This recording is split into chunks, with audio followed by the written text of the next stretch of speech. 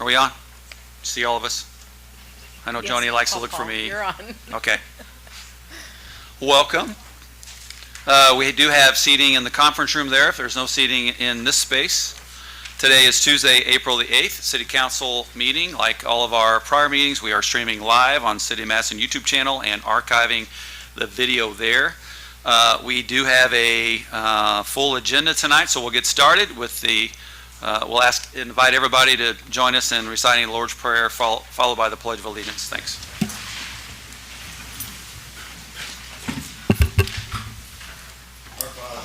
Who art in heaven, hallowed be thy name. Thy kingdom come, thy will be done, on earth as it is in heaven. Give us this day our daily bread, and forgive us our trespasses, as we forgive those who trespass against us. And lead us not into temptation, but deliver us from evil. For thine is the kingdom, and the power, and the glory, forever. Amen. To the flag of the United States of America, and to the republic for which it stands, one nation, under God, indivisible, with liberty and justice for all.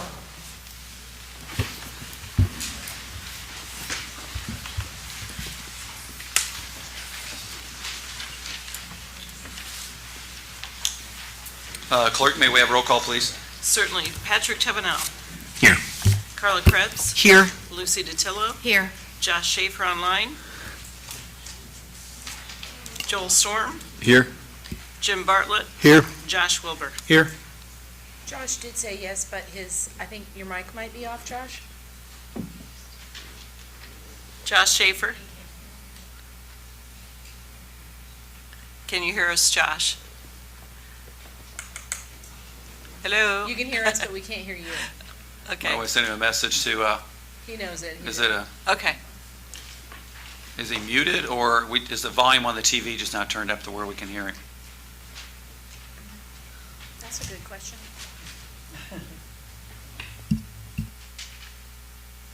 Josh, can you hear us now? That's pretty loud.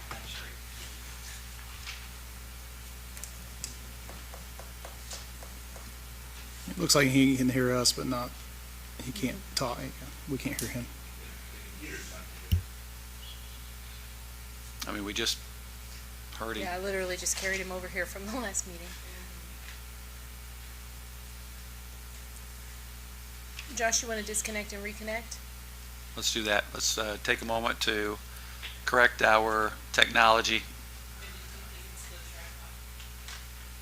It's through here. He's on the computer. He's on the TV. Should be on the TV.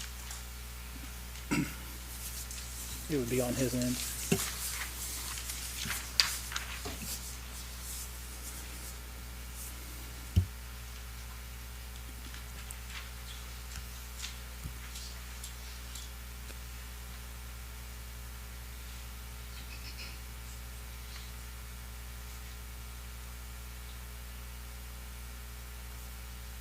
I'm not sure which one he's going to dial back into, so we'll open them both.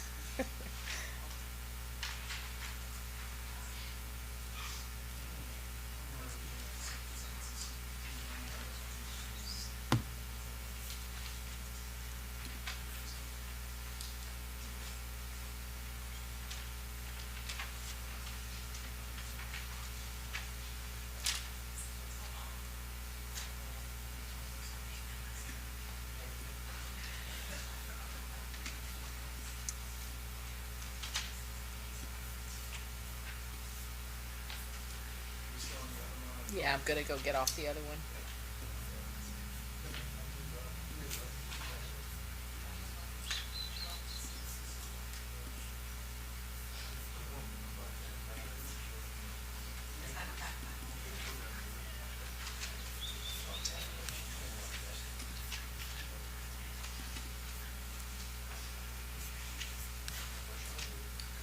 Yeah, no pressure.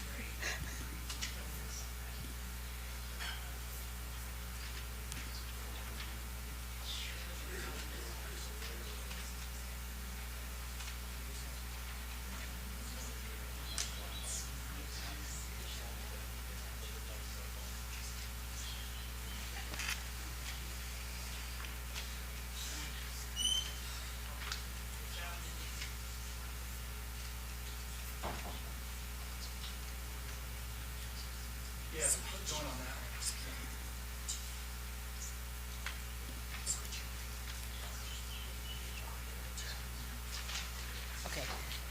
I'm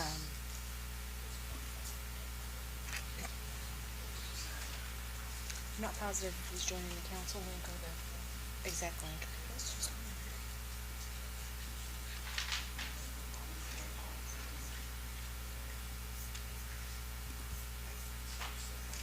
I think he's in this one. You want room audio or Computer. Yep, leave it there. does that need to go over? I can fix it in a second.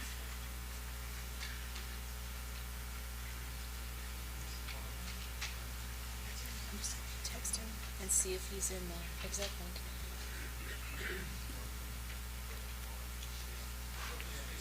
This was one other joined. Is there another invite, Mindy?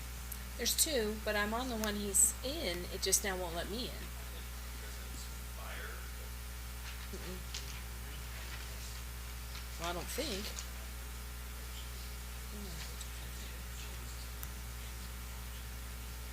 I mean, I can change it.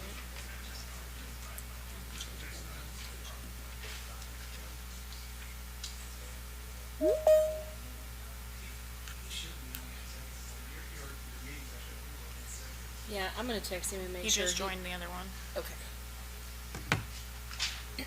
If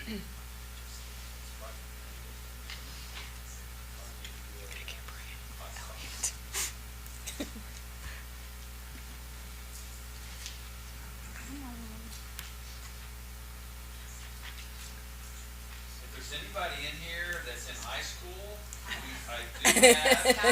What Wi-Fi are you on? Constitution to give you, raise your hand. See a lot of hands here tonight. Darn, I've been wanting to give away some of our.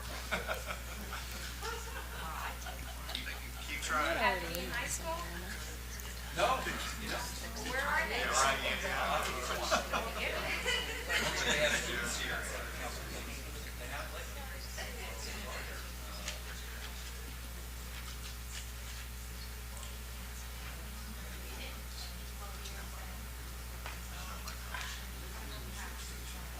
I think it's struggling with your Wi-Fi. To use my hotspot? Can do it. You have any issues with your computers today?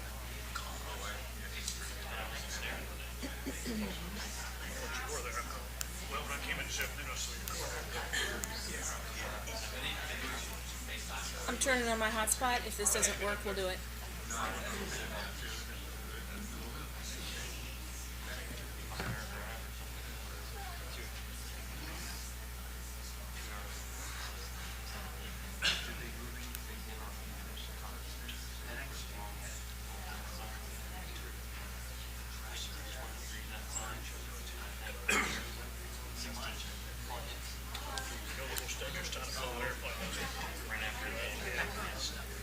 So let me try to open it through Teams.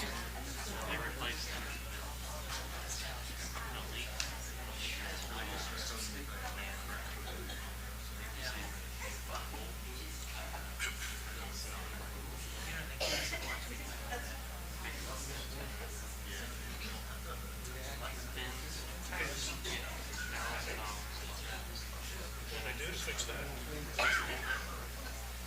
You mean it back. Fins? He's in the regular council one. That's the one I'm trying to open. He's on the, he's actually on exec session on his computer, but Teams On regular. on his phone. I'm just gonna, let's FaceTime. Can I FaceTime him from here? Yeah, you should be able to. This one. Two, after hours. I'm gonna have so much open, I'm not gonna be able to present anything. Guys come up forward.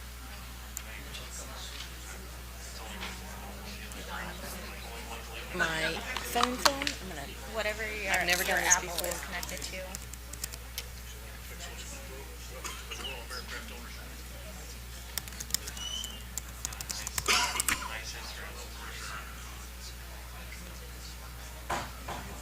I'm just gonna pull from my contacts from here. should, yeah, it should pull up over your Apple ID information.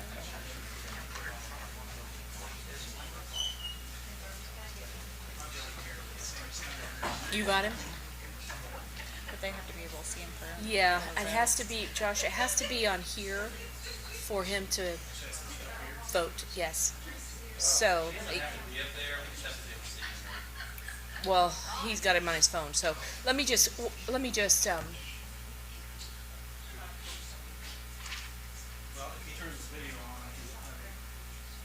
The reason we're taking the time to get Councilman Schaefer online is because for him to participate in this meeting, we need to be able to see and hear him. So it may be, there's no description of how or how loud, but we definitely will be able to hear him, and he's right there. I see him right now. Josh, can you You've speak got to it? turn your background off, All right, Josh. let's see. It's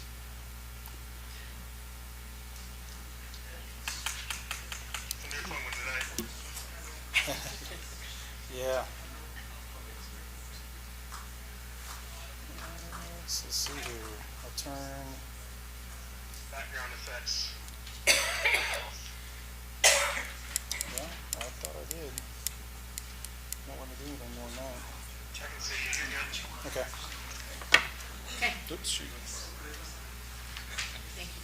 Hang on a second.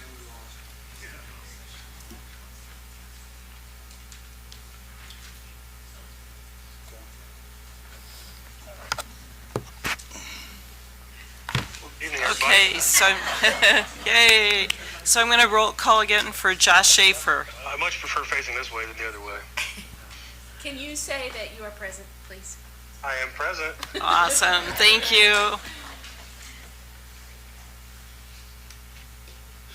Apologize for that delay in our programming this evening.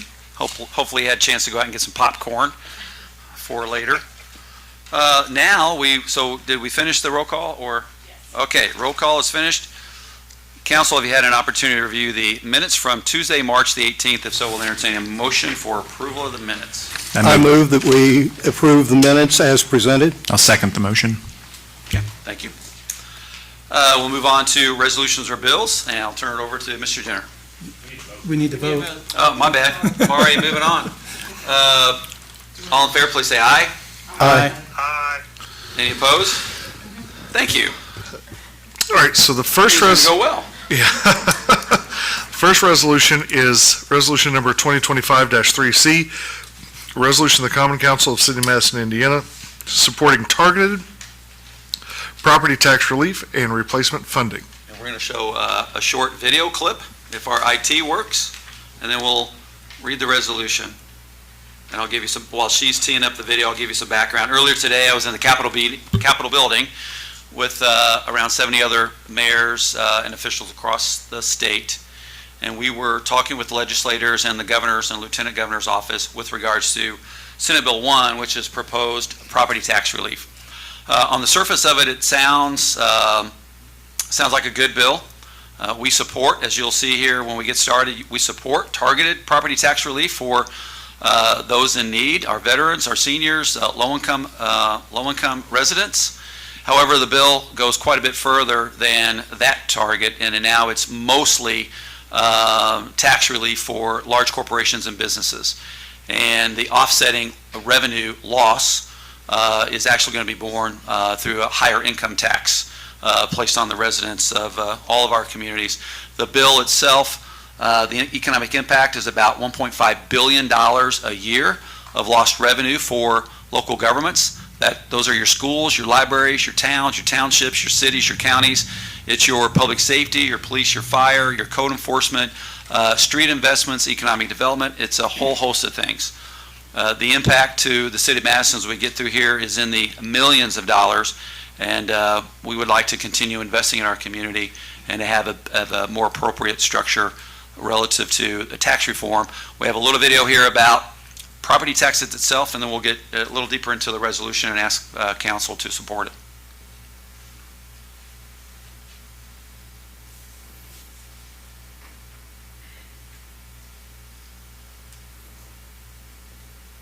not going to have technology tonight. Not good, huh?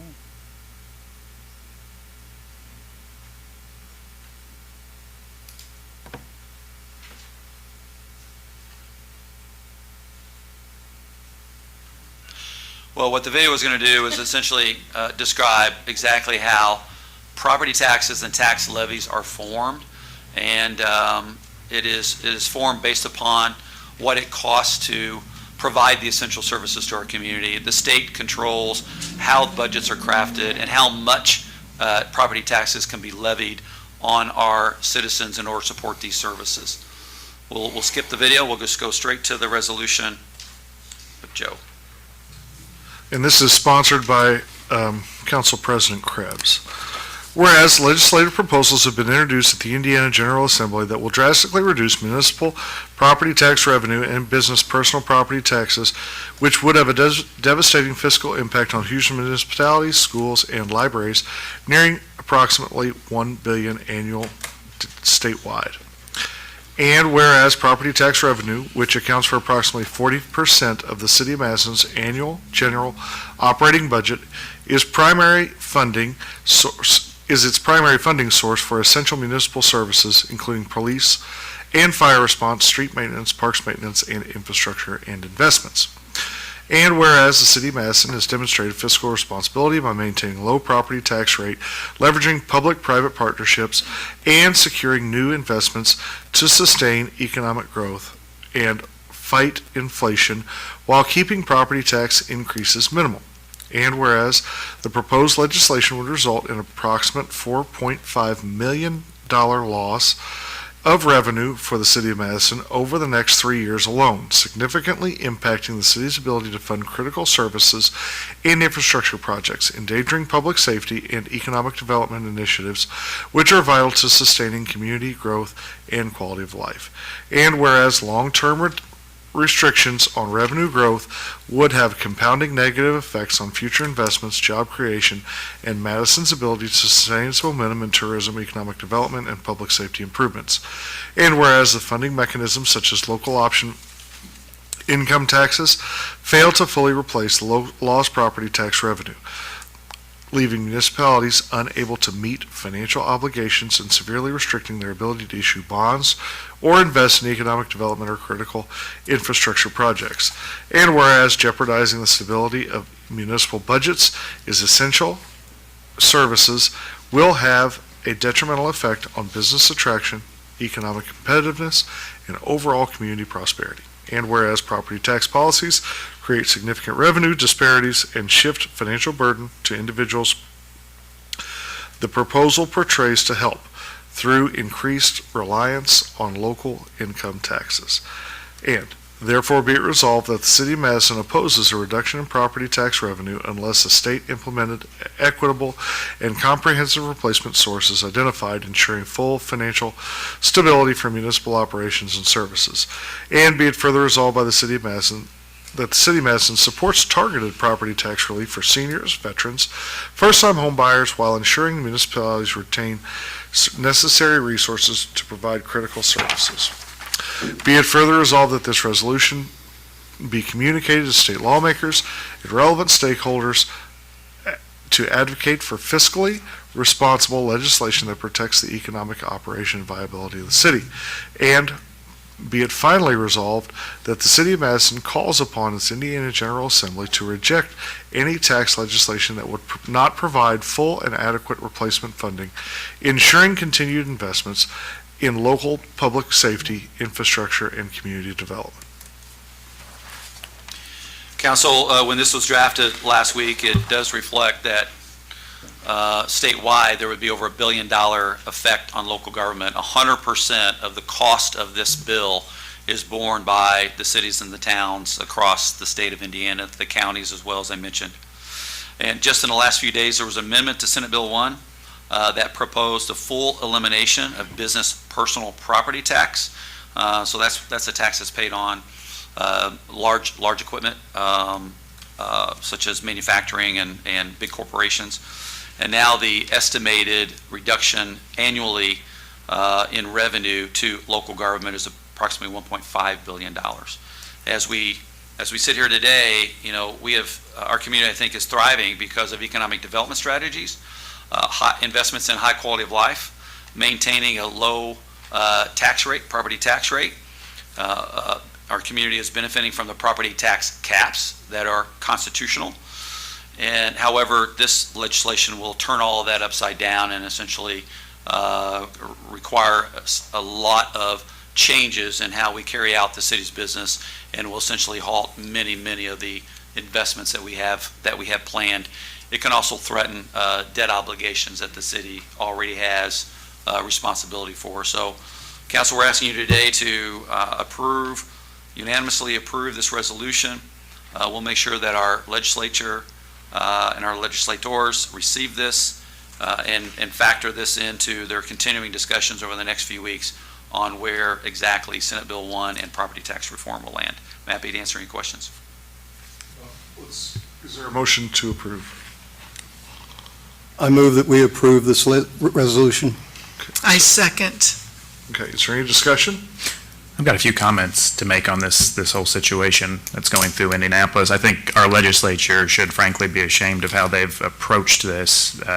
Property tax reform and relief is desperately needed in Indiana, and not just targeted, in my opinion, but across the board. None of us truly own our homes while we're paying property taxes every year.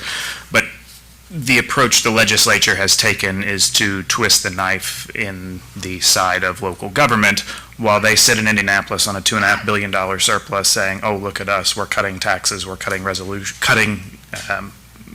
red tape, and we're sitting here now trying to come up with the difference. And for them to approach it like this has been really disappointing to see.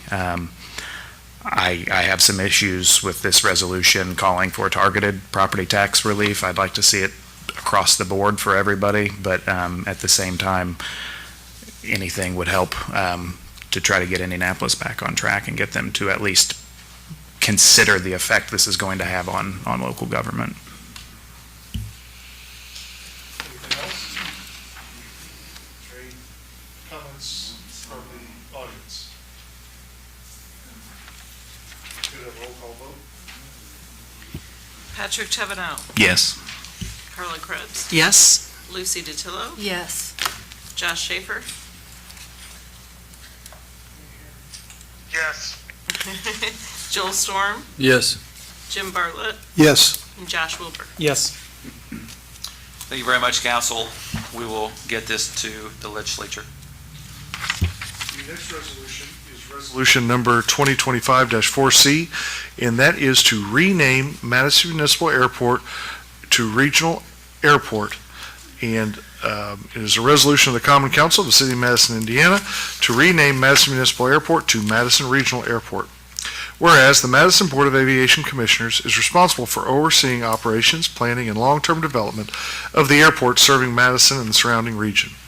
And whereas the airport has evolved from serving solely local general aviation needs to supporting the broader regional economic development, public safety operations, and aviation-based businesses and activity. And whereas the designation municipal no longer accurately reflects the airport's expanding role within the region, nor does it fully convey its importance to surrounding counties, businesses, and aviation stakeholders. And whereas the term regional better represents the airport's strategic importance and service to the area, enhancing its identity, recognition, and potential for future growth. And whereas at its regular meeting held in March 2025, the Madison Board of Aviation Commissioners voted in favor of renaming Madison Municipal Airport to Madison Regional Airport to align with its current and future purpose. Now, therefore, be it resolved by the Board of Aviation Commissioners as follows. Actually, that needs to be the Madison, the Common Council. Oh, here we go. Sorry. I think it's just a typo, so no need for an amendment. Now therefore be it resolved by the Common Council of the City of Madison, Indiana as follows, that the name of the Madison Municipal Airport is hereby officially changed to Madison Regional Airport. The airport manager is authorized to take the necessary steps to notify and coordinate with the FAA, Indiana Department of Transportation, Office of Aviation, and other appropriate entities regarding the official name change. Update signage, documentation, and public-facing materials to reflect the new airport name, and coordinate with city officials and regional stakeholders to ensure a smooth transition and public communication of the change. This resolution takes effect immediately upon its adoption. We do have two guests here tonight, Cliff Robinson, who is on the Board of Aviation Commissioners, and Brent Spry, who is our Airport General Manager, and invite them to the podium if you'd like to describe successes at the airport and how important this step is based on the accomplishments there. You don't have to come, but you can. I just want to say kudos to the men and women that run our airport, because it might just appear that we're changing the name, but that's not it. There's a lot of work, a lot of planning that went into this, and it's really a feather in our cap. So congratulations to you, and thank you for all of your hard work. If you'd like to share anything about the airport, you're welcome to. Will you please stand up and at least let us acknowledge you? There we go. Thank you very much.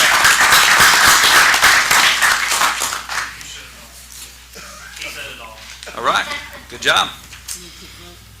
Yes, let's vote on the Need resolution. a motion to approve? I'll motion to approve the resolution 2025-4C. No, the second the motion. Okay.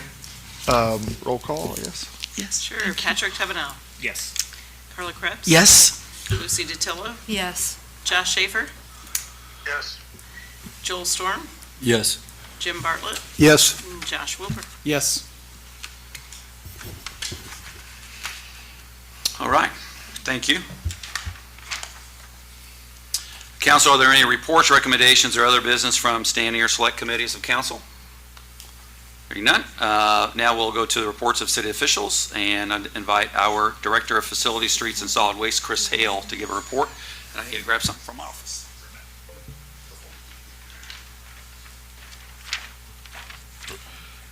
Good evening, council.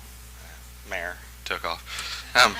So when he originally asked me to come speak last week, we were going to give a brief update on the TSO. So we'll do that and then see if you have any questions about the ongoing flooding, other stuff that we're dealing with. As far as the TSO goes, we had our biannual, so twice a year inspection from IDEM. Everything turned out really well there. We received lots of compliments. I told BPW one of the compliments that he gave us was that he'd be happy to bring any of the Indianapolis main office people down to show our facility off as a place to brag about and how clean it is and how well it's run. So I think that you also know that we recently had a compost inspection that went well as well, and we've worked hard to empty the compost yard out. That's been one of the mayor's major pushes to not allow the compost to build up. So we're working hard to keep that area clean and easier to access for the residents and for our guys. So we also have a facility improvement project that's underway as part of the money that was set aside to improve the TSO. We're working on the bid letting for that coming up. So you'll see significant improvements to both the infrastructure, the paving, the concrete, the building itself, and then also to the look of it. So the fencing, the areas around it, trying to improve those in conjunction with it. We continue to work to make that facility as nice as we can for the community. So we'll continue to invest as we go forward. You know, now that we have a CapEx fund that we're building, we'll be able to continue to improve that facility going forward. Was there anything specific about the TSO? I covered the projects and the IDEM inspection. Was there anything that? Just that, talk about safety, if you don't mind. Okay, so safety improvements, we have seen the safety improvements from the tipper specifically, Yes. I think is what you're referencing. We have not had a safety concern since we've gone to the tippers. There have been no needle sticks, no waste issues coming into contact with the gentleman. That's something that we'll be very cognizant of when we do the river cleanup also, because there are issues there, making sure that you're safe and that everybody has their shots, that kind of thing. No worker comp claims, right? Yeah, So- no worker comp claims. So we are seeing the safety improvements that we wanted and the ergonomic improvements also, right? The guys not having to lift 5,000 cans a week has been a tremendous ergonomic improvement for them. Does anybody have any questions, concerns about the TSO? More to come. I mean, the improvements are going to be good that we're finally getting to that stage, now that we're in that construction season again. Yeah, it'll be a big facelift to the TSO and some real significant improvements to the infrastructure. All right, are there any other questions, concerns while you got me here? Chris, were you involved with any of the flooding preparations or anything with the city? Yeah, so Oh I've been. boy, was he. Yeah, I've been All right. significantly involved. Maybe Yeah. can you give us an update on how that's all going and what your expectations are now that the river's crested and Yeah, Future? it's cresting, right? Yeah. Sometime tonight / in the morning, Okay. we expect the river to level off and start to go down. The receding is going to be what I call a slow recede. So we're looking at most of the week to get the water back off of Vaughn Drive to really start the significant cleanup. Vaughn Drive and every side street was barricaded off as a precaution. I thought that it was a really wise move to issue the emergency declaration early so we could allow people to start evacuating and go ahead and take those steps to get people out of the way. We had some significant issues on Hanover Hill we were able to deal with because of the flooding, and thought that turned out fairly well, all things considered. And then we're as prepared as we can be for the cleanup once it starts. Right now, we're just kind of waiting for that water to start going back down. We'll move the barricades back down as we can get the streets open, and then it looks like most likely it'll be early next week that we'll start being able to wash the riverfront off and start reclaiming some of those facilities. what was the most significant challenge other than Hanover Hill that you faced in trying to get prepped for it? The most significant challenge in all of those is, and something that I'm learning and trying to work on, is getting people to obey and heed those warning signs, right? So we still fight people trying to drive around road closed signs, being upset with us, especially on Hanover Hill, that the road was closed or that Vaughn Drive was closed before the flooding, right? There was an intent and a purpose to that, and anybody who needed to be down there was allowed. But trying to keep those crowds back away from the large equipment, you know, I get that people want to see the flooding and it's Madison, and I don't have a problem with that, but trying to keep them out of the working area so that we're not, it's a large expense to have extra guys just to man those barricades simply to keep people out. That's two more people that could be working to help clean up the mess, right? Good point. So if the public could help respect that, we would greatly appreciate it. And then on the other side of the coin, what went really well that you want to? I thought that the Hanover Hill cleanup so far went really well, given the significant force main break. We were able to get out there, get the utilities coordinated, so Duke, Centerpoint, everybody was out quickly to help us get utilities shut off, get the hillside cleaned up, and then our private contractor, CDAN, was able to get the force main repaired. To have that all done in, basically about 16 hours, I thought was a significant win to get. Hanover Hill affects a lot of people. I know we have other hills, but Right. It's a heavily traveled hill. So I was really proud of the guys, the way they worked to get that open. And the teamwork, the communication from all the departments, the fire department, water and sewer, just the city team working together has been really impressive. Excellent. Thank you. I want I to, just, go ahead, Jim. I wanted to congratulate you and your team, and including the team going back in history a year or so. I think they've really been on top of this situation as it's developed. And by the way, the work that was done on the Crooked Creek situation, with the amount of rain that we got in the short period of time that we got, to prevent that from being a major flash flood again, was quite an accomplishment that your team accomplished over a period of time. Well, thank you. We did notice a significant improvement, especially with the flash flooding, down near down near us, near the garage on Walnut Street. We came close, but it did not come out of the creek, which, given all the rain we had, was surprising. We were prepared for it to do so. So it does seem that it's made significant improvements in that watershed. So thank you for the.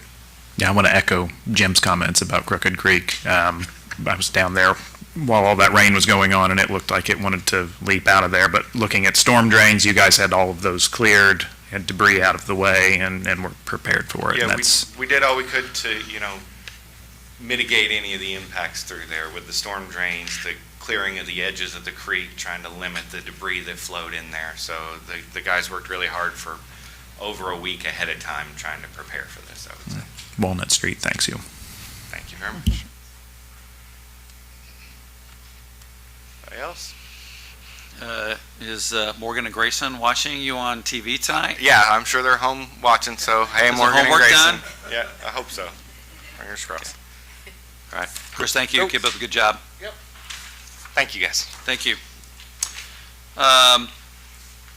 I have an appointment for Historic District Board of Review to make to council, a recommendation. Next on the agenda.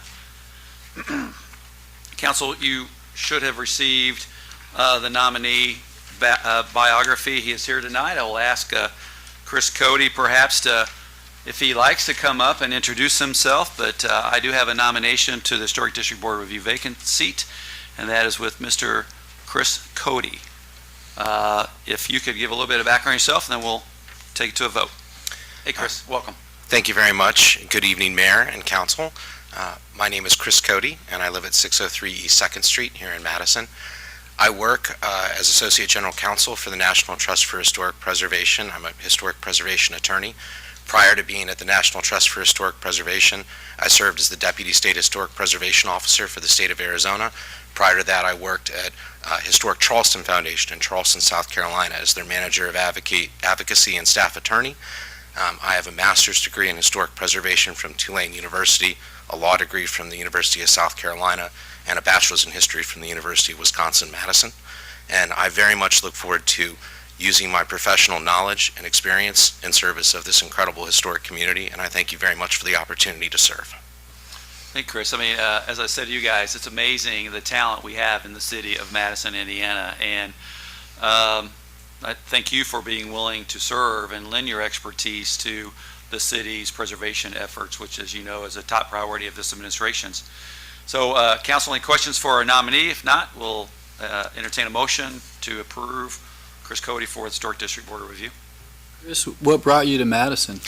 My wife, Catherine Bruner, grew up here. My father-in-law, Tom Bruner, still lives here, so that's what brought me back here to this wonderful place, to her home. Yeah, well, welcome. Glad to have you. I move that we approve this nomination. I'll second the motion. All in favor? Aye. Any opposed? Chris, thank you very much. Yeah, Thank you. appreciate it. Thanks for being here tonight.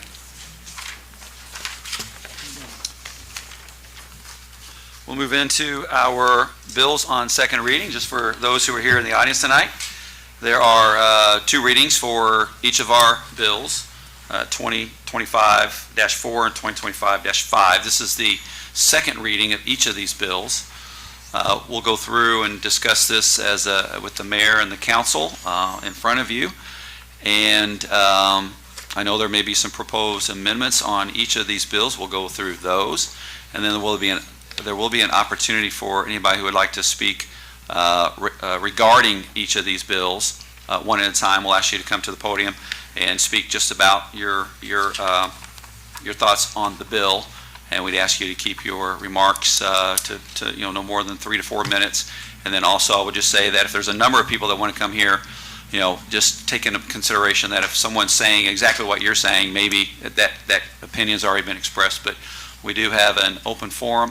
And then at the end of the meeting, we also have a public comment section for those who have signed up to speak in that particular part of our agenda. So we'll get with it. Joe? Okay. So the first bill on second reading is ordinance number 2025-4, an ordinance of the City of Madison adopting standards for regarding vacant and abandoned structures. And so if there are any comments from the council first. I think we should entertain those, and then we can go to the public. I had a few questions and concerns with the maintenance standards with regards to how they would be applied to historic buildings. The maintenance standards here, trying to apply them broadly across between modern buildings in Madison and 200-year-old buildings in the historic district might be difficult and might place higher financial burden on property owners in the historic district, and also may be detrimental to some of the historic building materials used in these. So looking specifically at the standards for maintenance on page 7, section G, I have a concern with the painting standard there with regards to masonry buildings. So I'd like us to look to exempt masonry buildings from a requirement to have them painted. In many cases, well, here I've distributed this to council, my proposed amendment, but I'd like to read a little bit of this. Modern plastic-based paints can be very detrimental to the integrity of historic masonry building elements. Paint traps moisture in soft brick and lime mortar, which can lead to crumbling, spalling, and other moisture-related issues to the brick, as well as moisture infiltration into historic lime-based plastering on the interior surfaces of these buildings. Applying these standards to modern masonry building materials may not cause issues there. However, they could be disastrous long-term to historic buildings. Chemical removal of paint from masonry elements is a difficult process that can be prohibitively expensive. Other methods, such as sand or soda blasting, should never be utilized on historic masonry, as they can destroy brick completely. And there's actually a building down on the east end of Main Street where the brick surface has been completely removed from an inappropriate paint removal. In most cases, the best plan for managing peeling, flaking, fading, and chipped paint on masonry structures is to allow the paint to flake and fall off on its own, while others may leave paint chipped on historic masonry as an aesthetic preference. And there's many, many buildings downtown that have an aesthetic flaking paint look to them. The changes that I would like to present will not prevent enforcement of maintenance standards for any building elements that require painting or sealing for protection, but will prevent any unnecessary long-term damage to historic buildings by improperly applied paint or sealing materials. And the sentence in this maintenance standard, all exterior surfaces shall be free from holes, breaks, and loose or rotting materials, and maintained weatherproofed and properly surface coated where required to prevent deterioration, would ensure that what needs to be coated with a paint or sealer would be. So I would move that on page 7, standard for maintenance, section G, we include the word non-masonry at the beginning of the sentence. Exterior surfaces shall be protected from the elements and decay by painting or other protective covering or treatment, and remove the sentence, peeling, flaking, fading, and chipped paint shall be eliminated and surfaces repainted. So I think we have a motion to amend section G, the second to the last sentence by adding non-masonry, sorry, my light wasn't on, and removing essentially the last The sentence. last sentence, correct. Is there a second for that amendment? Yeah, I'll second the amendment based on the fact that we can always revisit this and move forward if that's not appropriate. But for now, I think it's a good examination of those buildings, and, we can just test it out and see where it goes. Okay. So, Patrick? Can you guys hear me? okay, so we do have a motion and a second. Is there any discussion? Sounds like Josh, you want to say something? Yep, can you guys hear me? Yes. Patrick, would you be open to instead of removing the peeling, flaking, fading, and chip paint should be eliminated and surface repainted, simply amending that to provide an exclusion for masonry surfaces? Yeah, I think that would also be appropriate in this case. I found that sentence to be just kind of unnecessary, just based on other sentences that were already in the standards there. But I would be more open to the change if it was not getting rid of that entire sentence, but rather amending your motion to just exclude masonry. Okay. I don't know what the best way to do this is. Just comment on his motion too. Do you want to comment on his motion, or do you want him to amend? Yeah, I'd like to comment and get additional Okay. feedback on the motion so we can find common ground. And I just want to make this opening statement, which is the properties we're dealing with are dilapidated. They're vacant, they're abandoned. They're suffering from significant deferred maintenance. We're not trying to impede on the aesthetics at all. We're trying to remove and improve and eliminate the blighting effect of a property.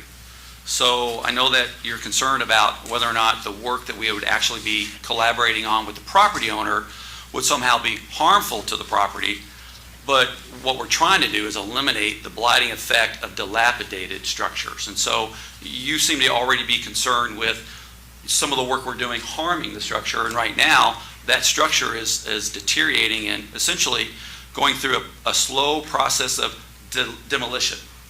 I would also mention too is that this is a collaboration with the property owners.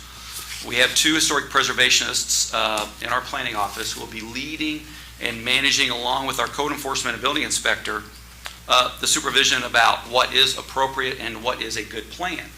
So with that in mind, what I would propose is that we don't include the non-masonry language that you mentioned. I think that was Josh's recommendation.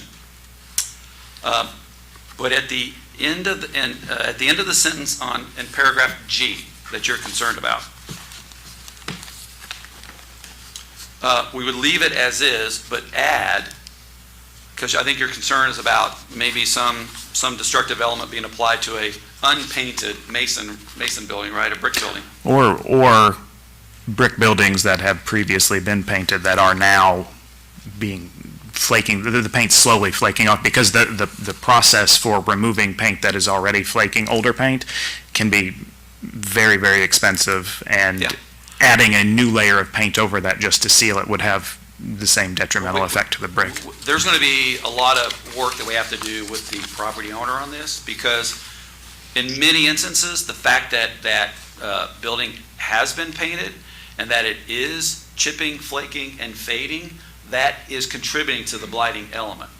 And there will have to be a plan that is established, which is how do we correct that so you eliminate the blighting element and do it in an appropriate way that it doesn't hurt the building, right? Nobody wants to hurt the building. Correct. But at the same time, the elements are destroying, the lack of attention to these structures, the elements themselves are destroying the building. So I would recommend that there be a last sentence that would say, unpainted masonry elements may remain unpainted unless they are deteriorated or no longer weatherproofing. So we don't want to paint anything that's not painted, but there also has to be some proper weatherproofing of a structure. And then leave the sentence, peeling, flaking, fading, and chip paint shall be eliminated and surfaces repainted unless it's waived by the hearing authority.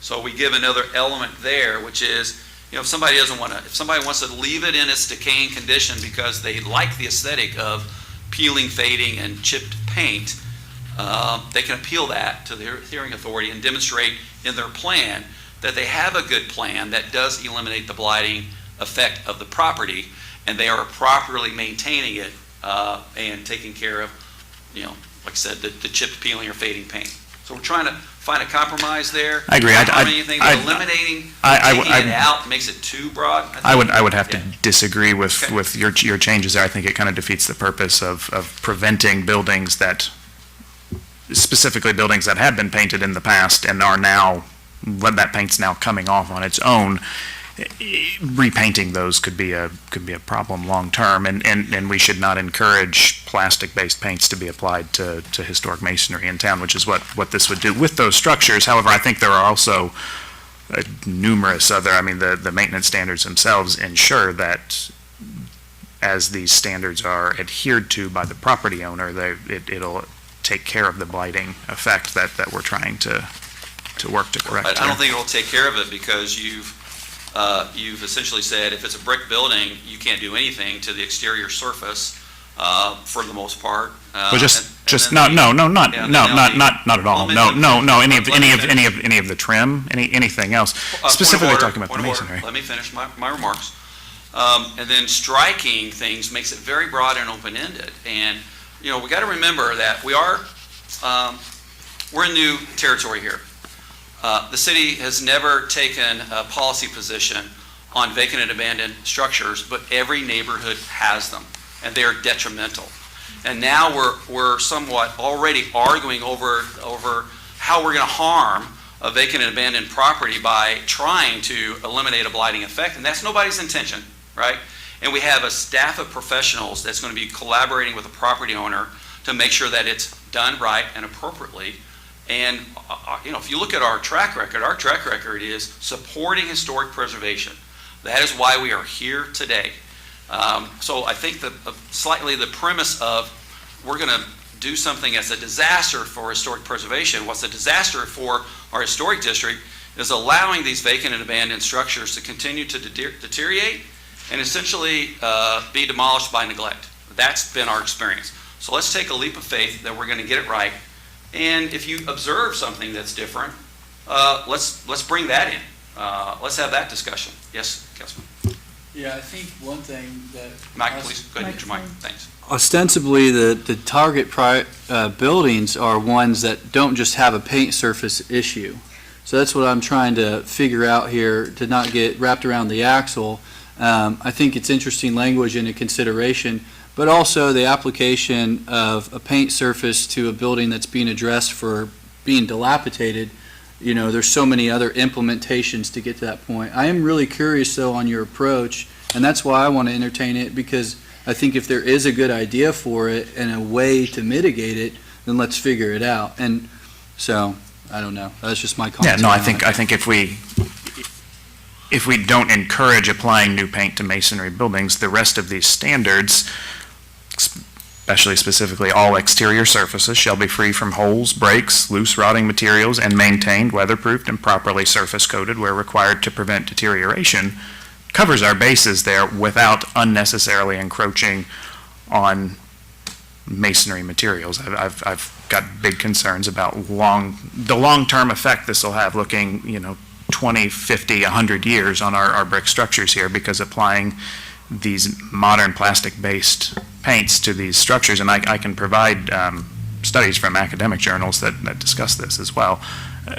It's going to be a long-term problem with our masonry buildings in town, and I don't see how my proposed changes would prevent any other blighting elements from being addressed by the I'm afraid that, and maybe you can clarify it, but I'm afraid that it takes away the work that we could possibly do to eliminate blighting effect on brick buildings.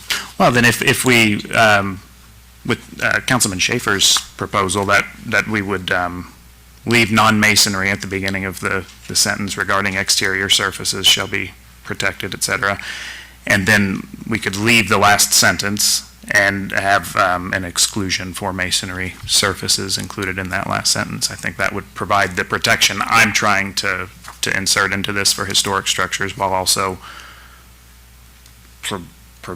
preventing the bad elements from remaining on these buildings that we're trying to correct here. Do we have any other comments on this amendment as it is?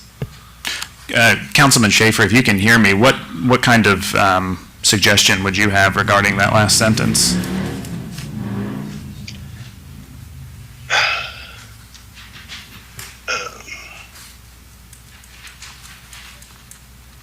You could probably just add something as simple as, after repainted, except for in the case of masonry surfaces. All right, well, Is that I would move to amend my amendment to include the word non-masonry at the beginning of the sentence, exterior surfaces shall be protected from the elements, et cetera, and to leave the sentence but change it to read, peeling, flaking, fading, and chipped paint shall be eliminated and surfaces repainted except in the case of historic masonry building elements. Okay, let's go back again, sorry. Okay, so section H, G. section G, sorry. Section G, you're going to, there's a motion, Leave the first section, include the word non-masonry. non-masonry, all exterior surfaces. No, it's on the next to last sentence. Okay, exterior surfaces, And that's going to say all non-masonry exterior surfaces there? Yeah, non-masonry exterior surfaces shall be protected from the elements and decay by painting or other protective covering or treatment. Okay, and then the peeling, flaking, fading, and chipped paint shall be eliminated and surfaces repainted excluding, masonry. Excluding historic masonry materials.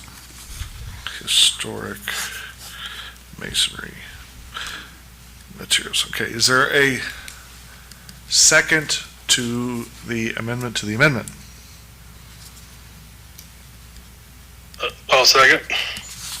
Okay. Is there any discussion on this amendment? My recommendation, council, is to decline that amendment, please. Is there any other discussion from the council on this?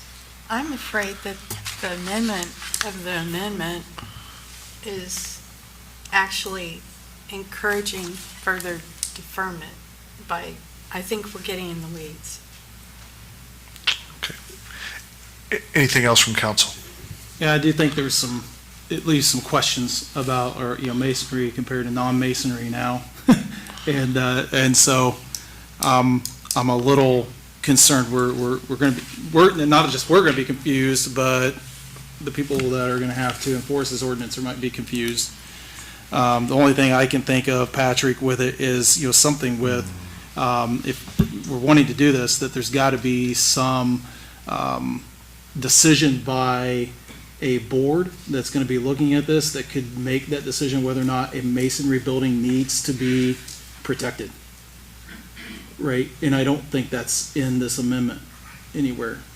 So, that's where I'm concerned. We don't have any oversight of that except for making the amendment. I think, in my mind, that would come in as part of the plan the property owner would submit to the city once they're approached and the building's being looked at under this, and that would fall under that, and then the city would be able to determine, is this a historic masonry, material that needs to be not coated, or is it a modern building material that could use a coat of paint? If you just got rid of the peeling, flaking, fading, chipped, by virtue of the sentence preceding that, by protecting it from the elements and decay, by painting or other protective covering treatment, you're in effect still able to enforce a building that needs to be painted. Their solution is a little more broader in scope now.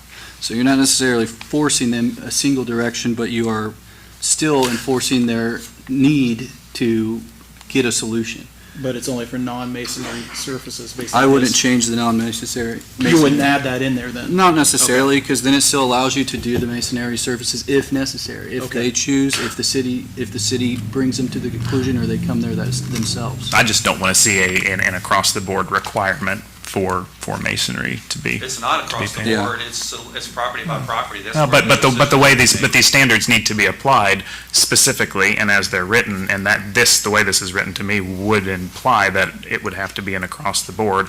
You've got to paint the structure every if property we is don't going like to be it. different, what it needs, what the plan is, how you. But we have to apply our standards uniformly, though. I would offer an amendment to the existing amendment. Perhaps I should withdraw my amendment. We could have further discussion, craft one, and then, so I would, in light of this, I would withdraw the current amendment as it stands. I would move to, do I need a motion to withdraw that, or as the maker of the amendment, can I No, withdraw? you're the maker of the amendment, you can withdraw. Okay, in light of having further discussion on this, I withdraw the amendment for the time being. Okay. So, Do we have any other Jim, amendments? what was your? So the amendment that I was going to offer was, at the very end of section G, surfaces repainted as deemed appropriate by the review board. This doesn't come before the review board. This is a code enforcement policy. This is not a historic district Okay. board of review guideline compliance. It really doesn't come before the. What we did, what I did offer as an alternative is that, if there was something in the plan that involved repainting any building, or any particular building with, that's a mason, a brick building that's painted, and they don't agree with it, they can appeal to the hearing authority, and the hearing authority is the Board of Public Works and Safety, which is the governing body over this policy. I'll withdraw my amendment. All right, thank you. So currently, we have no amendments. All right. Is there any other discussion from council on this ordinance? Is there any other input that could be made to help craft some sort of protection for historic masonry that would prevent an across-the-board standard requiring it to be painted? I will say in this same section, an addition that you may want to consider is in I, where it says the structure shall be weatherproof with appropriate materials and methods consistent with historic structures if applicable, right? So I think that we're trying to catch that in, hopefully trying to get your concept in there without, making the exclusion so broad that it waters down the ordinance. Yeah, what if you said that the structure shall be weatherproof with appropriate materials and in accordance with historically appropriate Methods methods? consistent with historic structures. Yeah. This may also apply to a property on the hilltop that's not a historic If structure. that's the case, you could put in there C.I. below, see section I below. To me, section I applies more with roofs, because it's being discussed following section H, which is about roofs, and weatherproofing with appropriate materials implies roofing, Well, namely, or siding. It implies it while you're reading it like that, but if you put it in G, C.I. below, then now you're implying that it has to do with exterior. Right, so if you put in G, if you put on there says, shall be protected from the elements, then you could put in there in parentheses, C.I. below, then now you are actually incorporating it as a part of exterior. I think we just need to try to put this genie back in the bottle and mitigate it, and we can rediscuss. I still would like to Yeah. to at least make an amendment on this, based on the discussion we've had here. Would there be support for an amendment that, adding another sentence that would, what's the way to phrase this?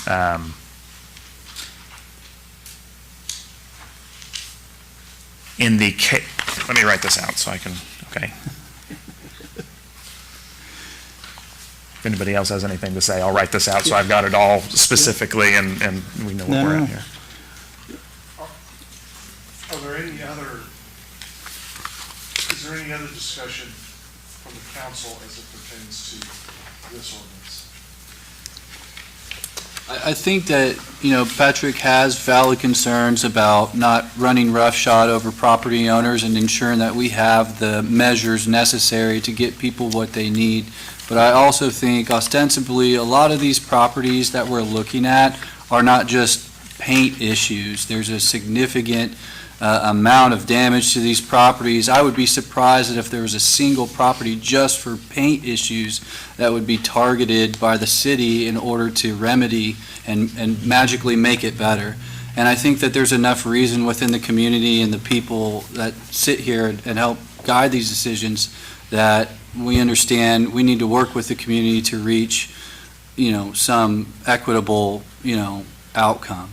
So it's always interesting trying to figure it out and flesh it out now, but I think there are ways to protect that with what we have currently, and I do have trust and confidence in the authorities that issue that governance to make sure that no one's getting roughshod run over them, things are safe, and I think that there needs to be a little more examination into applications and solutions, but I don't think that the cart's going to get before the horse on this.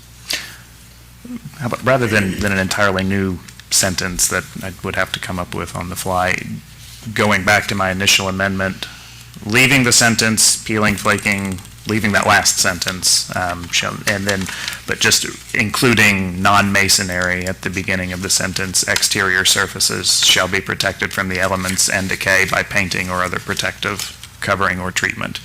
And that would ensure that there's at least a discussion of whether or not a masonry surface should be painted going forward with these plans. So I believe that is a motion to amend the ordinance. Is there a second? I'll second, and then we can have the vote and see where that goes. So we have a second to adding non-masonry to the beginning of the second to last sentence.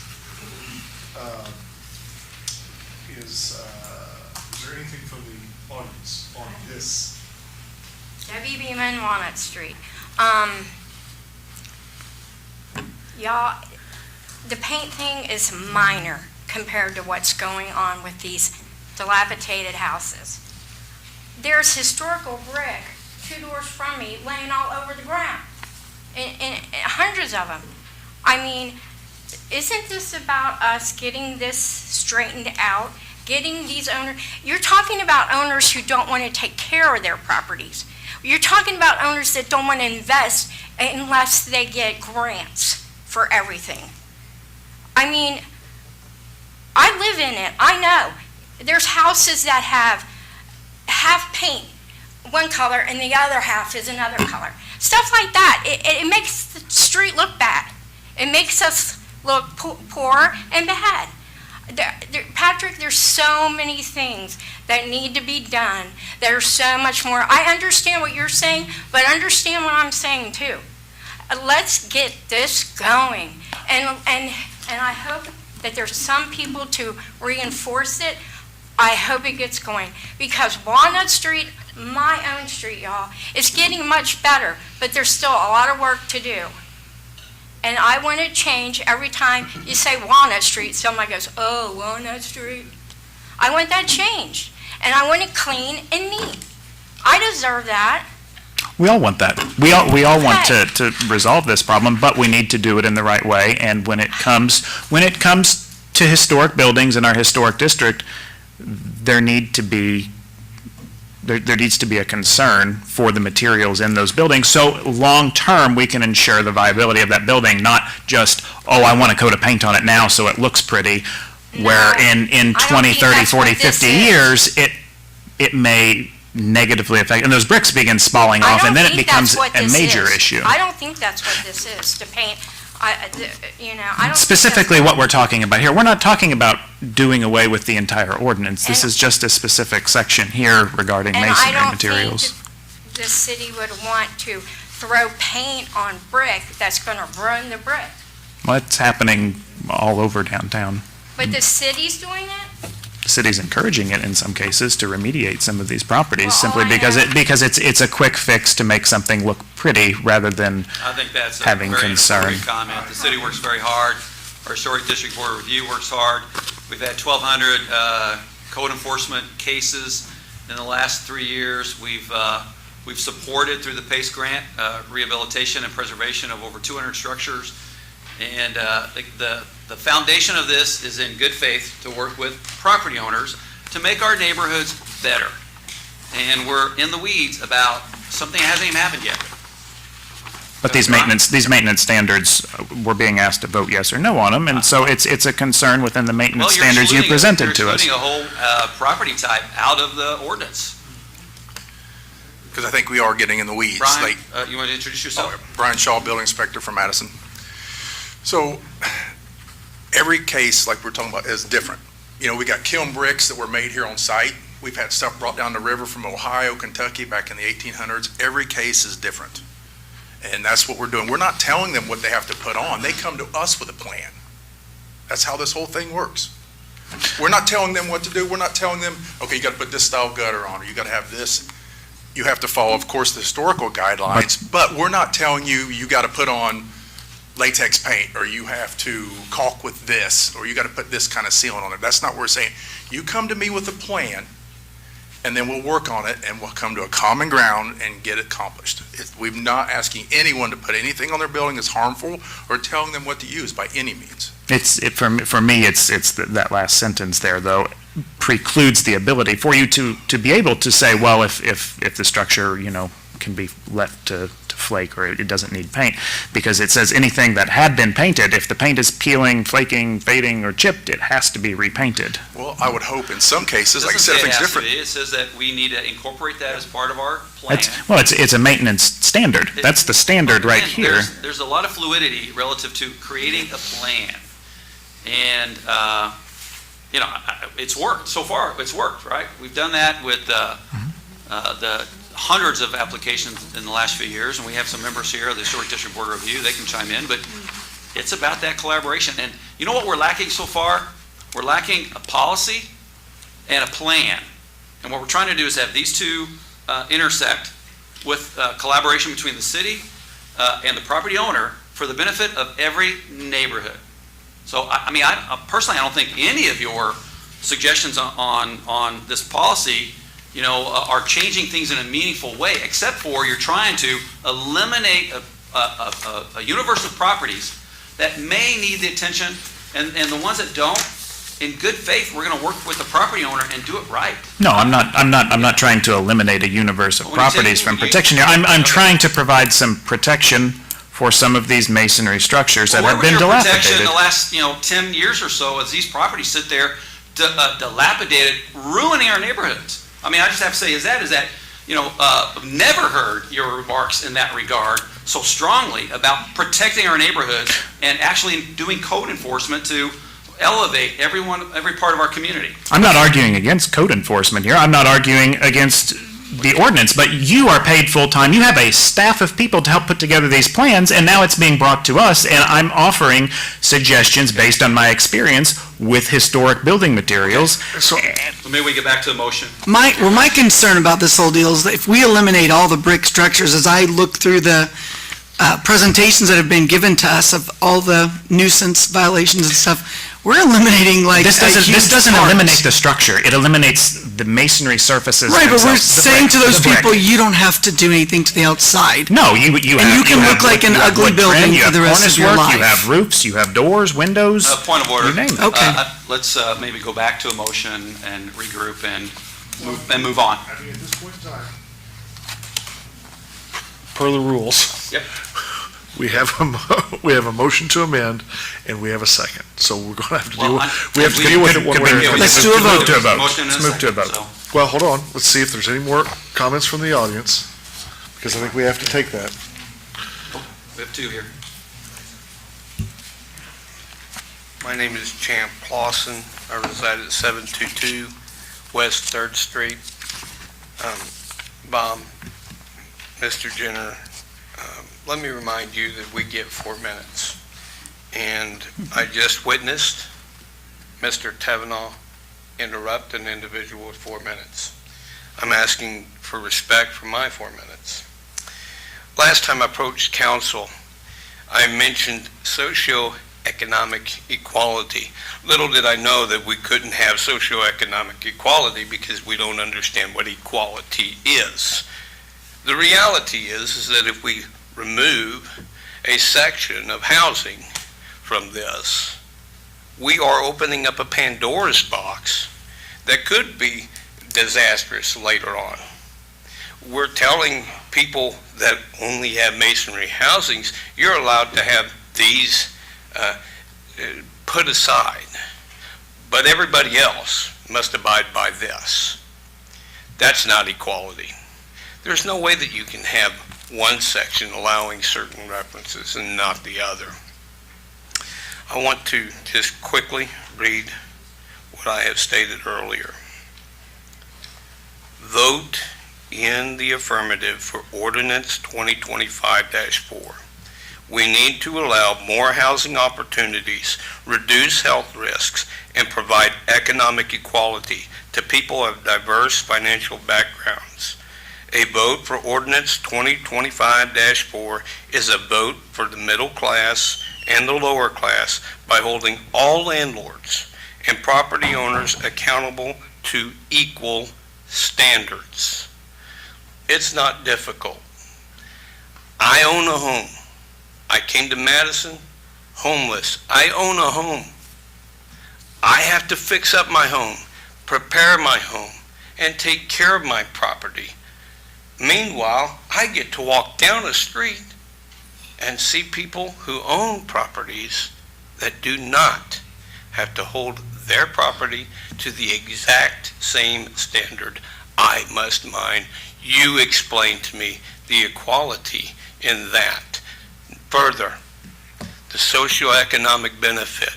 When we open up housing market, it drives down the cost for fair market rental, thus making it easier for people to come in and to rent, live in Madison, and to participate in growing the economy here in our beautiful city. This isn't simply just blight elimination. This is standing for equality of all people and all homeowners. It is necessary. It is past time. Pass this ordinance. Thank you.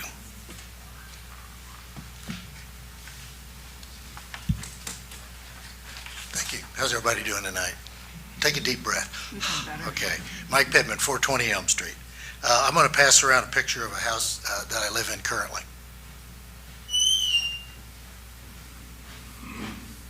Keep touching the surface too, because it'll go back. Okay, notice that's all brick. That's a brick home. That was a beautiful white home when we came to Madison, with flaking, chipping paint. That particular home, I'm emotional. You can't exclude brick homes. There are surfaces. This was done in 1997. It has not damaged the brick at all. We've had it tuck pointed, and it has worked beautifully. So this debate over brick versus other homes is a maintenance issue. That's what we're really talking about, just like this gentleman said. So I mean, the maintenance, you can find, you have to find a coating that will work, and there are coatings out there. We researched, and I have a wife who's very creative. She loves color. The white home was beautiful, but the brick color was what you wanted. If mama ain't happy, ain't nobody happy, right? So bottom line is, well, I learn it every day, Bob. But hey, no, really, there are wonderful surfaces out there. You can get things, you can get them. You know, and I agree with Patrick, you don't want to sandblast it, you don't want to put acid on it. This is old brick, this was built in 1830. So it's a very sensitive brick, and we're still maintaining it. So I would encourage everybody, you know, not to worry so much about, as the gentleman just before me said so eloquently, we're here about maintenance, and that's what we're here for. So thank you, folks. Anybody else? Okay, if we can have a roll call vote on the amendment only, please. Patrick Timna, Yes. Carla Krebs, No. Lucy DeTillo, No. Joshua Schaefer, Yes. Joel Storm, No. Jim Bartlett, No. Josh Wilbur. No. That amendment fails. Is there anything else as it pertains to this ordinance? Two further amendments I'd like to propose, and I'll consolidate these into one in the, to try to speed things up. Let's see, this, I did not put the page number on here. Section C7, registration fee, which, page 9. The top, there will be a quarterly report that's presented to the Board of Public Works. I'd also like to require that report to be presented to City Council so that we can keep up with how this ordinance is being enforced and the effect that it's having. So I would add. Just after Board of Public Works and Safety. And Madison Common Council. City Council, yeah. Yeah. Okay. And then I would also like to add a sentence where appropriate in this ordinance that all notices sent to property owners under this ordinance shall be mailed by certified mail in an attempt to make sure they're actually received. There won't be any argument over, well, that was lost in the mail.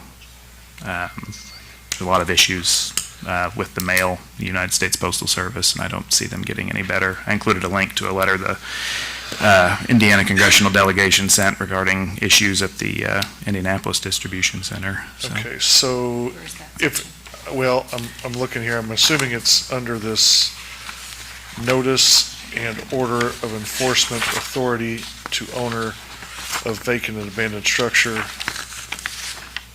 If the enforcement authority determines that a structure is potentially vacant and or abandoned, an order may be sent via certified mail to the owner that directs the owner to, would that? Which page are you? It's page 9, I think. Joe, page 5, underneath the registration of buildings and structures, it specifies first-class mail. Oh, let's see here.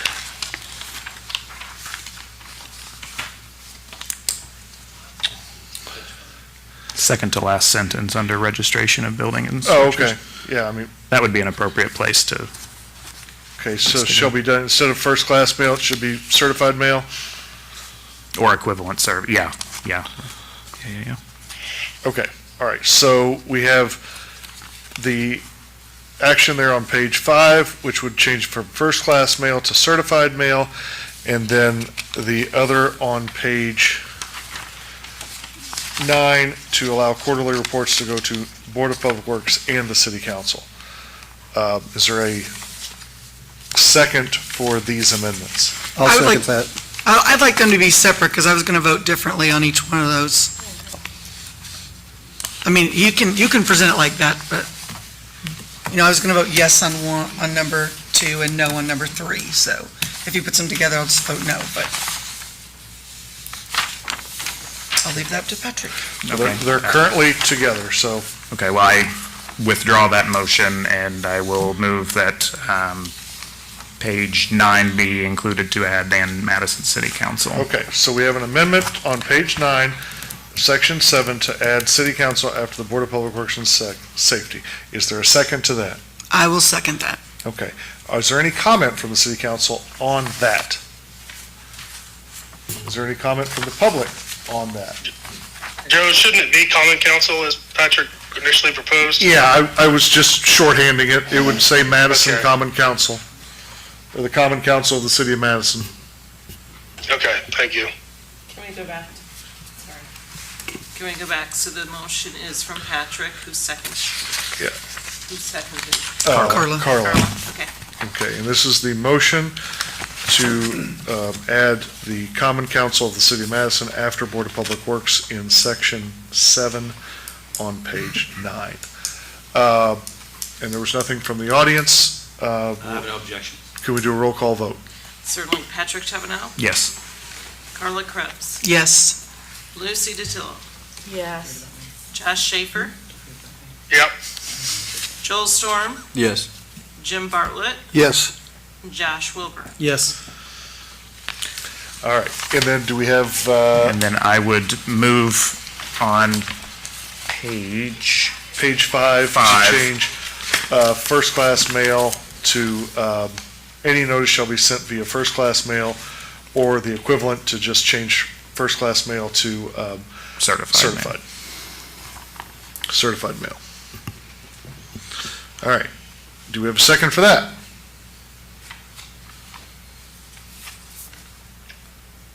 Okay, seeing no second, I believe that dies for lack of a second.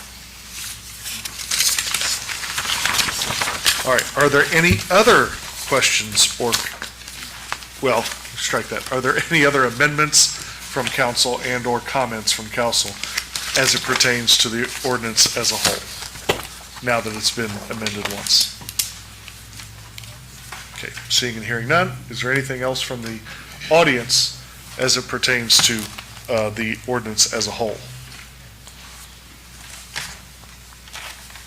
Thank you. Good evening again, Mayor and members of council. My name is still Chris Cody.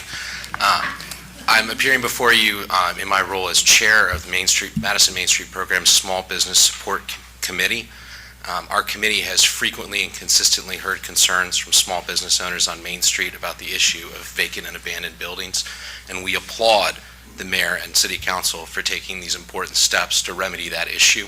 We're especially grateful that this ordinance seeks to foster communication between the city and property owners prior to enforcement, and Madison Main Street Program Small Business Support Committee hopes to be a helpful resource to both the city and to small business owners as this ordinance hopefully moves forward to implementation. Thank you. Thank you. Sir, any other comments from the audience? All right, seeing and hearing none, I think we can have a roll call vote on the ordinance as a whole. Patrick Taverneau, No. Carla Krebs, Yes. Lucy DiTillo, Yes. Josh Schaefer, Yes. Joel Storm, Yes. Jim Bartlett, Yes. and Josh Wilbur. Yes. Okay. And now we're going to talk, golf carts and low-speed vehicles. The next ordinance on the agenda for second reading is ordinance number 2025-5, an ordinance of the Common Council of the City of Madison, Indiana, to repeal and replace section 70.04 of the City of Madison Code, Chapter 70, Section 70.04. Okay, so in light of multiple amendments sent to us in the last 48 hours, I'm going to move that we table this temporarily to give us time to sort through all of the suggestions from Councilman Schaefer and Councilman Taverneau. I'll second. I think, do we have discussion on this? I think it would be appropriate to refer it to a committee so we can actually have a discussion rather than trying to go one-to-one behind the scenes. Otherwise, these are things that I think need to be discussed publicly by law to avoid issues of discussing things with, without having a public meeting. Well, we'd run into the same problem, I think, if we referred it to a committee and all 7 of our council people were there. Wouldn't we, Joe? Yeah, you can't. Yeah. So, Well, I mean, should we just go ahead and discuss this now? We're here and we have it in front of us. Okay.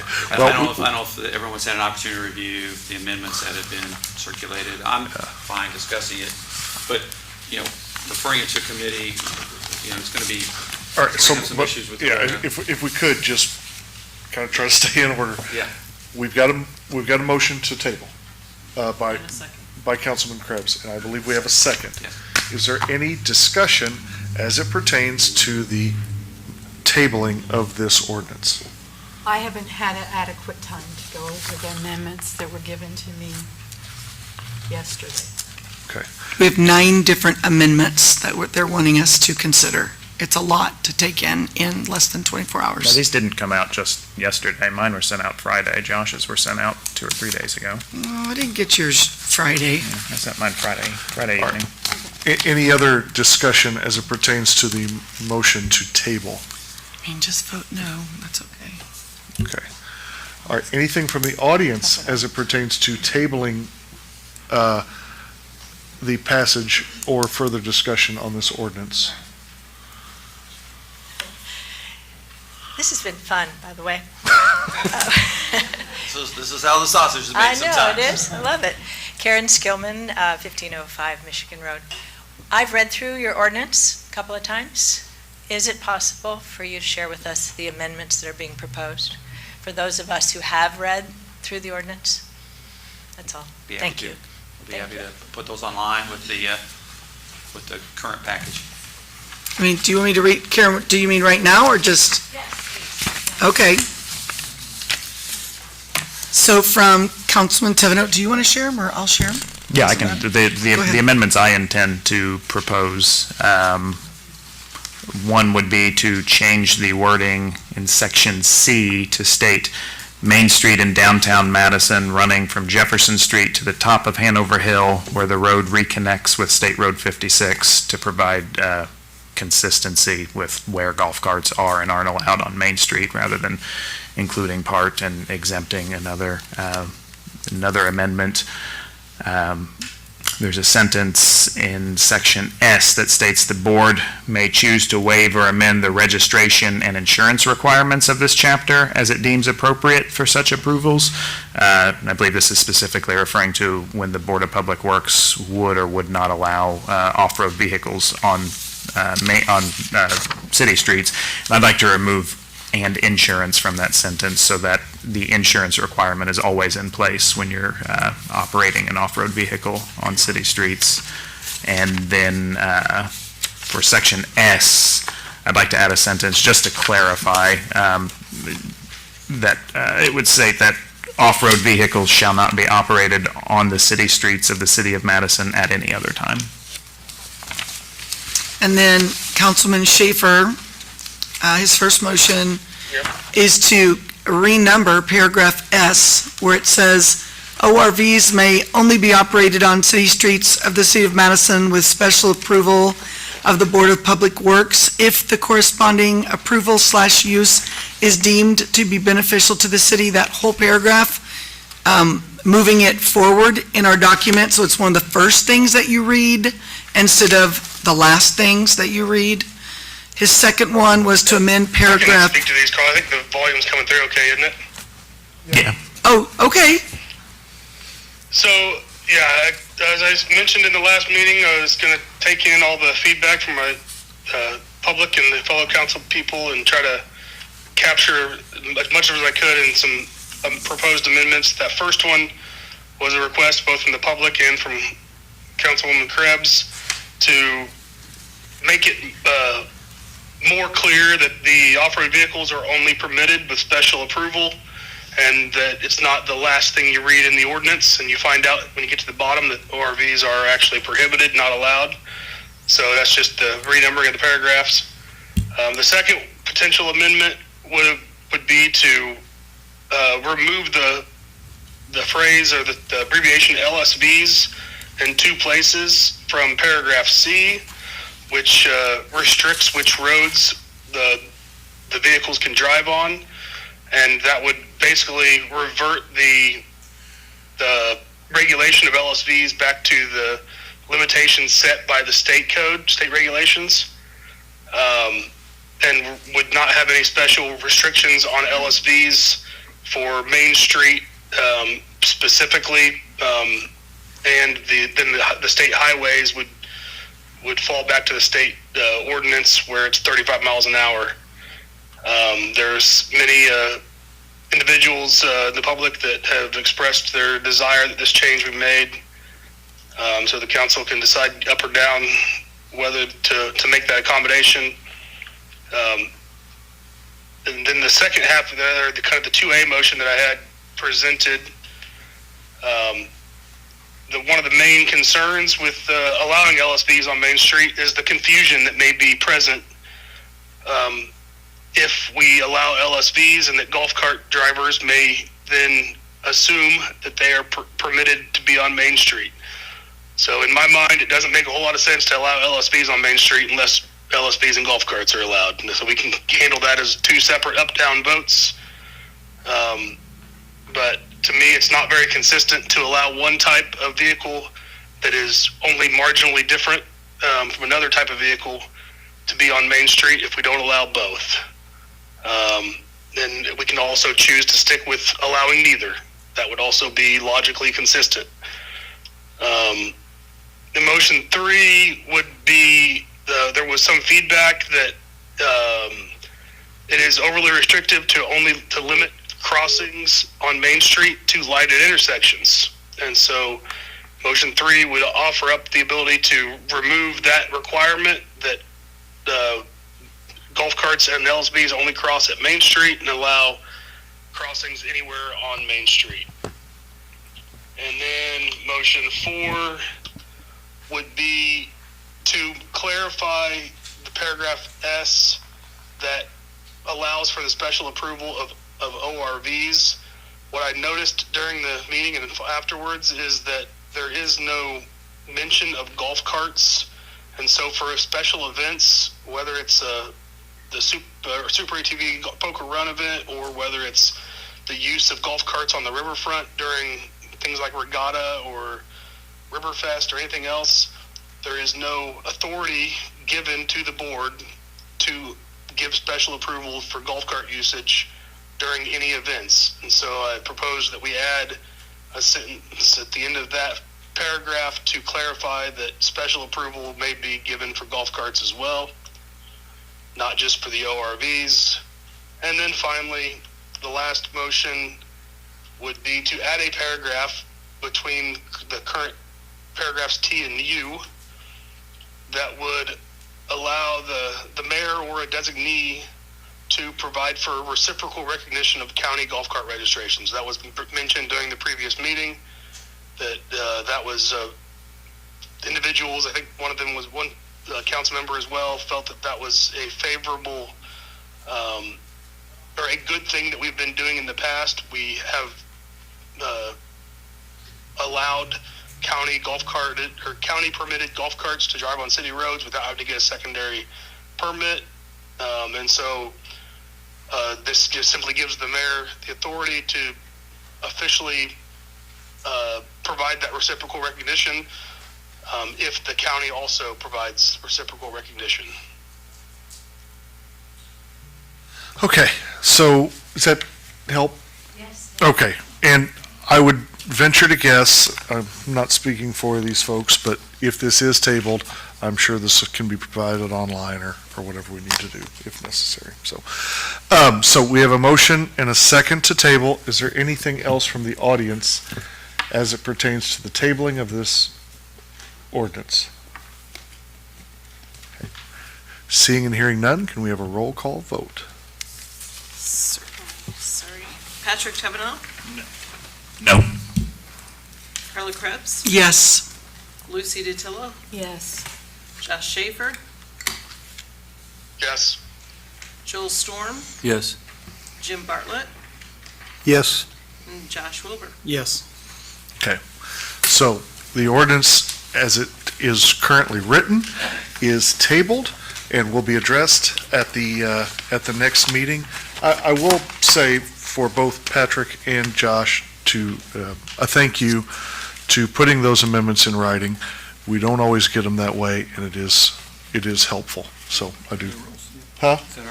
I understand they're in the new rules, but that doesn't mean. Point of order, I don't believe it is. I reviewed those I don't know rules. if it is. It's not in our rules of procedure. Yeah. So, but anyway, regardless, it is nice to get.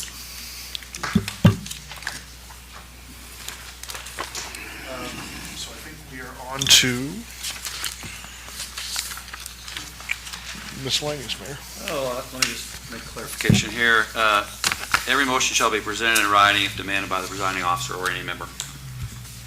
I did ask your motions to be in writing, so just one clarification. What section was that like? Tell us the specific, just for reference. Well, let's see here. Under 30.07, Rules of Procedure, letter I. Thank you. You're welcome. So, for future reference here, so if any amendment made day of would have to be written if you requested it? Yes. Okay. Is there any standard for that, or can it be written on the back of a piece of paper? Just needs to be in writing. Okay. So if you have a napkin on you, that'll probably work. Perfect. Let's get a stack of them and keep them here. Okay, so ready for the public comment section. So I'll call your name. If you've changed your mind, you can just say pass. Please identify yourself and give your address when you come to the podium. The microphone's on, so all you have to do is just start speaking. Jed Skillman. Thank you, sir. Deborah Anderson. Thank you. Sandy Palmer. It will be quick. I just want, Sandy Palmer, 105 East 3rd. The discussion tonight was long and tedious, but I think it was well worthwhile. I've always wondered, why do we have representatives if everything's run by the mayor, or why do, and this is good discussion that, for the public. Thank you. Thank you, Sandy.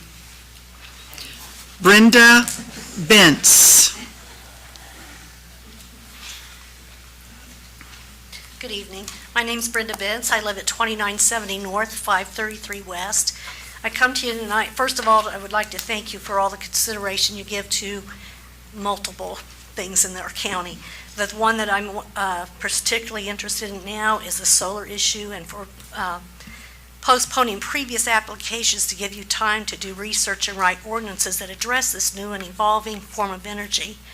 I'm here tonight on behalf of the residents of the buffer zone and their close neighbors, which I'm very close to the buffer zone, to ask where you stand with the ordinance revisions and additions concerning solar industrial development and other energy development in the buffer zone, because you guys had said that you would address those ordinances last fall. Another issue I would like to address is that there is no representation on the city council for those who live in the buffer zone. We, the citizens, would like to request that a representative be appointed or elected to represent those in the buffer zone. A person who is open-minded, willing to look at all the facts and issues, both economic, safety, as well as moral issues, with an unbiased eye on what is best for the buffer zone. All courses on business, corporate, municipal, industrial, and health and safety teach that forward thinking and having rules and plans in place before an incident occurs is the legal as well as moral route to take. As it stands right now, none of these concerns about industrial scale energy development in the buffer zone have been addressed in any comprehensive plans, safety plans or ordinances.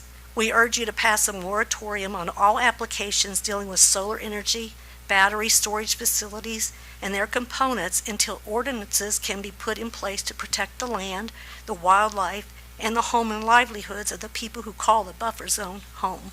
Thank you. I'll just say a few things.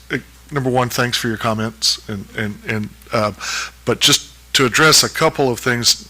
Number one, there is a representation of the buffer zone statutorily, or I don't know, statutorily, I think it's statutorily actually, that on the BZA and the Planning Commission, we have to have representation of individuals that live in the buffer zone on those. There is on the BZA side of it, but the city controls. Ma'am, I'm sorry if you're going to make remarks from the podium. That's okay. That's all right. You have an audience that's watching you. We're hanging on every word. Okay. I know there's somebody that represents the buffer zone on the BZA side of it, but there's a lot of control that the city has over that. Yeah. And the people in that buffer zone don't have any say as to what you do with the ordinances that affects them in that zone. That is strictly done by the city.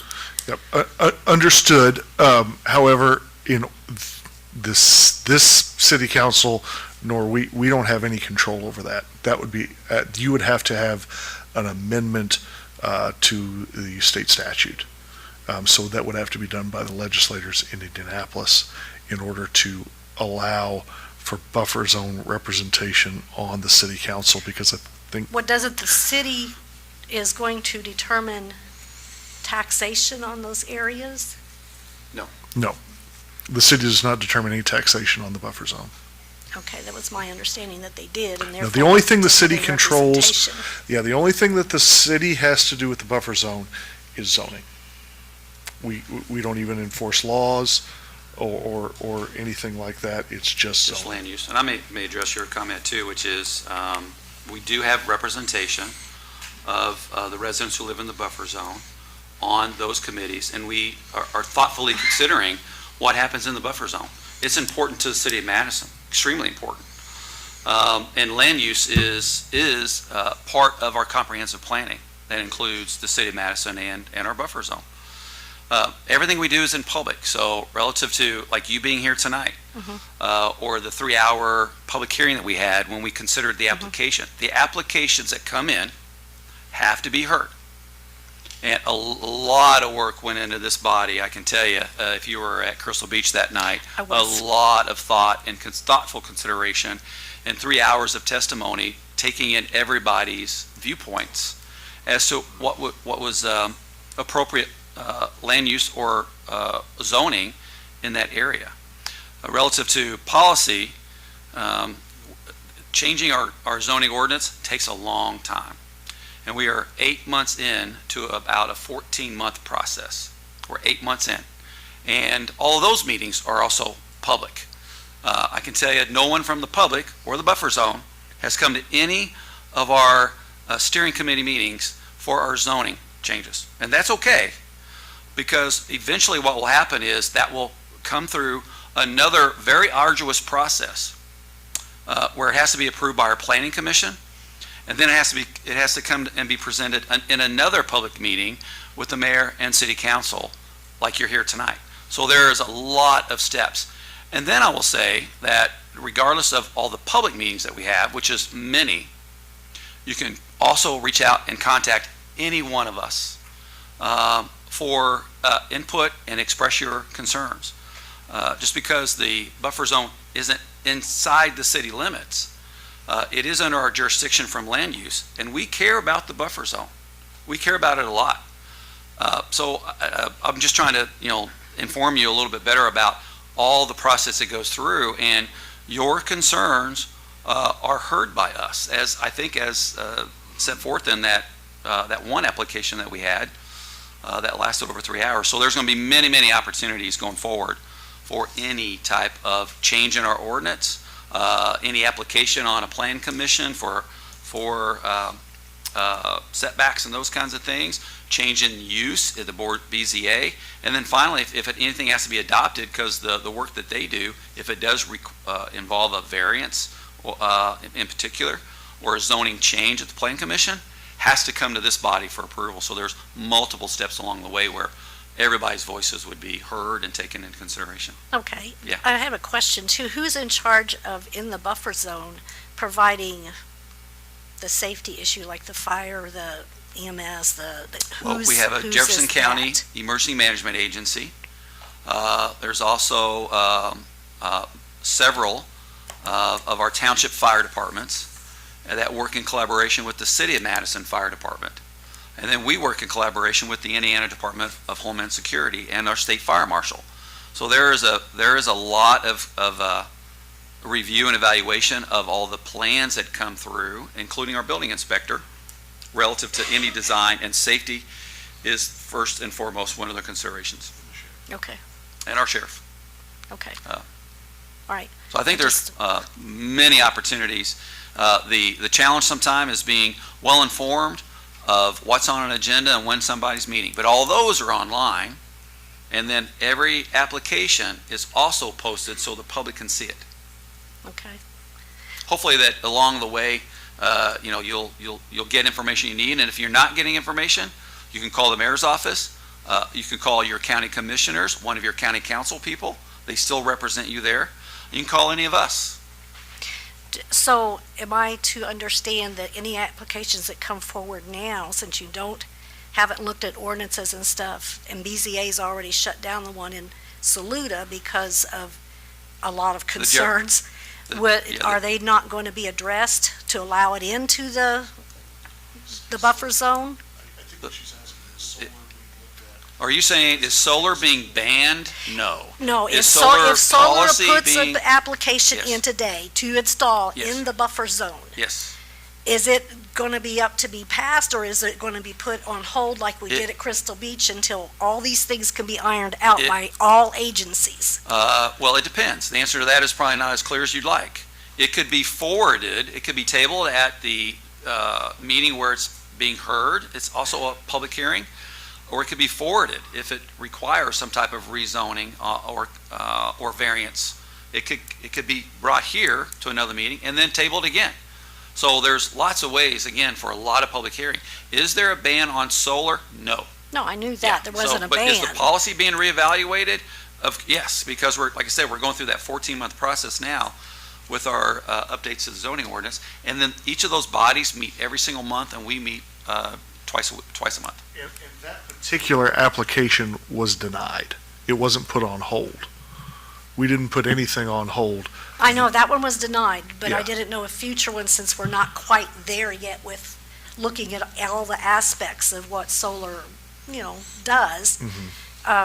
If they would be put on, they would be denied as well, or if they would be passed, or, If an application is made, it has to be heard. Yeah. It has to be adjudicated in some form or fashion along the process. And there's, like I said, in a typical application like that, there's going to be several bodies, governing bodies, review it. so you as the Yeah. city council don't have jurisdiction to say yea or no to change an ordinance to allow, what do they call that? This council can amend an ordinance. What I was describing is the ordinance that's governing the zoning in the city and in the buffer zone is currently going through a review that hasn't happened for about 15-plus years, and in some instances, 30 years. So it's now being modernized, and it will come to this body for approval, but probably not till the end of this year. That's how long it takes. Okay, so special use, if they apply for a special use, you'll probably deny that too until you get everything ironed out. Well, this council doesn't approve everything that goes to a BZA or a plan commission. Right. Right? So if this council has an action that has to take, it will be brought here. Otherwise, it's going to be adjudicated in that committee. Okay. And there's nothing right now, just clarify, there's nothing right now that says it's banned, we don't have a moratorium, and we don't have any applications either, but it'll follow that normal process. And I think the process worked the last time. Okay. It did work. We just understood that from everything that we read, that you guys made a final decision on the buffer zone, and so we had no input on it, so. Well, I'm glad you're That's why. here, and hopefully we've clarified some of those processes Mhm. and the fact that you all have lots of input as to what is happening in the buffer zone. Good, And because that's it's why, my home. and that's why we, at the end of every meeting, we always have public comment. And then as you saw, as we were going through the various ordinances, we had public comment during the ordinance hearing. Okay, I just wanted clarification that none of this could get done and without our understanding how the process worked. It could be done by just one council meeting and it's there and we didn't know about it or anything. The only So- way that could happen is if an application was in compliance with the zoning ordinance and rule and the specific uses. Right. But this is going to be an outlier because that type of large-scale utility is a variance or a zoning change in almost every district in the city and in the buffer zone. And if there is a requirement to amend the zoning ordinance and say that part of the zoning ordinance affects your property or somebody else's property, depending on the multitude of parcels, there will be notice put into the paper or a direct letter sent to the parcel. But it all depends on the number of parcels that it's being. I prefer direct because 90% of the people don't get a paper, so you don't know what's going on. It's one thing you just probably want to, look at because it all depends, if it affects, 10,000 parcels, it's a little bit difficult to sit there. Okay, thank you for your time. Thank you very much. Thank you. Glad you're here. Erica McIntyre Wilson.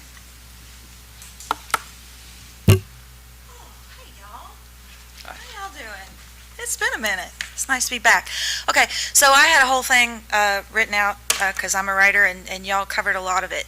I think the crux of the issue for those of us who live in the buffer zone and extremely close to the buffer zone is it just doesn't feel settled. We went through everything that we went through last summer and fall and I love that. Civic participation is my jam, but it's not everybody's. And, that application was denied, but they can come back in September and they can ask again. And right now, as it sits, any outfit who has designs on the buffer zone can put in an app. And we can have to go through the whole thing that we went through last summer and fall again. And I think that a lot of us wish, hope, pray, would do a tap dance standing on our heads for a moratorium that would allow us all to take a breath and not have to worry about new applications until all that wonderful planning development that I know you're working so hard on is finalized and done. And so I think that's what the concern of those of us who live up there, that's our concern. And that's really all we want to bring forth to you guys. We're grateful for the hearing that we got last year, and I have thanked some of you personally. I remember thanking you personally, sir. And hi, the little guy on the phone. I don't want to take up much more of your time. I just want to kind of clarify that we still lose sleep over this. A lot. And until it's really truly over, until the alien is out of the airlock, I don't think we're really going to be that comfortable. And that's really the main reason why we came here tonight, because we kind of need to finish what we started last fall, and it feels unfinished to us. So that's it. Thanks, y'all. Thank you very much, Erica. I do not have anybody else on the list. Quick, I guess, point of order with regards to the public comments. The zoning ordinance, as it's being worked on and redrafted, will, I assume, include specific language regarding solar projects and zoning uses for that? Yes, like I said, we're trying to modernize that ordinance for all the different types of uses that in society that happen quicker than typically a law change happens, particularly. Like I said, our last zoning ordinance was approved 15 years ago. The subdivision requirements were approved over 30 years ago, and that's why it's taken us 14 months to get to a real thoughtful discussion about every part of that and how it plays into our comprehensive planning for our community. Solar is a very specific element of the zoning ordinance discussions. Just like the county is already, they've brought their consultants back in to have another review about how you deal with, large utility and energy type developments in the county, and we're doing the exact same thing in the city. So yes, thank you. No more public comment. I'll just make this before, are we done with public comment? Yeah. All right, well, our next meeting is Tuesday, April the 22nd. I want to thank everybody for being here, and all of those out there in TV land that's going to watch this over and over again. I want to just echo some of the conversation at the beginning of the meeting and bring it back to the safety of our community being first and foremost. And whether we're talking about solar, building, but in particular, the last week we've incurred what I believe is unprecedented severe weather, multi-strings of severe weather. And between Jefferson County and the city of Madison and the neighbor-to-neighbor involvement, the sheriff's department, police department, our fire departments, EMS, it's been an amazing response. A lot of that planning happened long before the severe weather, but when it was approaching, we had plans in place to start implementing. So I'm very grateful for all the work.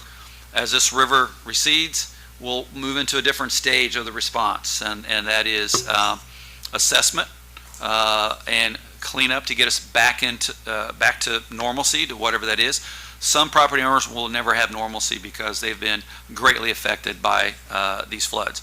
I'm also really grateful that we did not incur another round of flash flooding. We were very close, but I would just say the investments that we've made the last few years and the investments we're going to make the next several years, we're going to continue to put that as a top priority to bring solutions to a chronic problem and keep our citizens safe. So I want to thank everybody, and thank you guys for acknowledging all the work that the community's been doing in the response. And as well as Trimble County, our friends over there collaborating, mutual aid with each other, getting phone calls at 9 o'clock from our emergency response in Trimble County.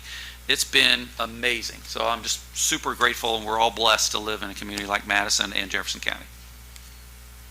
Our next meeting is April 22nd. Is there a motion to adjourn or any other further remarks? Move to adjourn. Second. All in favor, please say aye. Aye. Opposed? Thank you. Thanks, everybody. Thanks, Josh. Bye.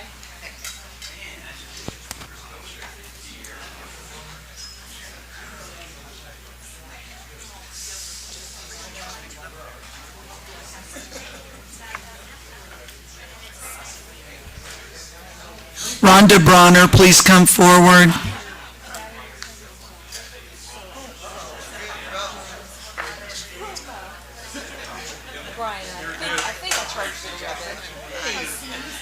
one.